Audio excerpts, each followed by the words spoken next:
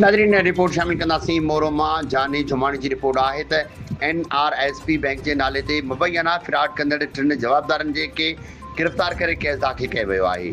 DSP madam Faiza सोडर जी सख़्त हिदायतनि ते मोरो पुलिस NRSP बैंक के नाले ते मुबैना तौर ते शहरनि खां फ्रॉड ज़रिए रक़म वसूल करण जे इल्ज़ाम हेठि टिन जवाबदारनि खे गिरफ़्तार करे वरितो आहे। SHO मोरो अली अकबर खोखर मूजिब गिरफ़्तार जवाबदारनि में मुबारक वलद कालू इमरान वलद अल्लाह रखियो खोसुजो रावासी दस्तगीर कॉलोनी मोरो ऐं मोहम्मद सैफल वलद अब्दुल गनी सोलंगी शामिल आहिनि। पुलिस मूजिब जवाबदार पाण के NRSP बैंक जा नुमाइंदा ज़ाहिर करे शहरनि खां किस्तनि जी रक़म वसूल कंदा हुआ। शुरूआती जांच दौरान मालूम थियो आहे त मुबैना तौर ते कूड़ी दावा ज़रिए माण्हुनि खे धोखे में विझी मुख़्तलिफ़ शहरनि खां रक़म हासिल कंदा रहिया, जंहिं सबबि केतिरा ई माण्हू माली नुक़सान जो शिकार रहिया।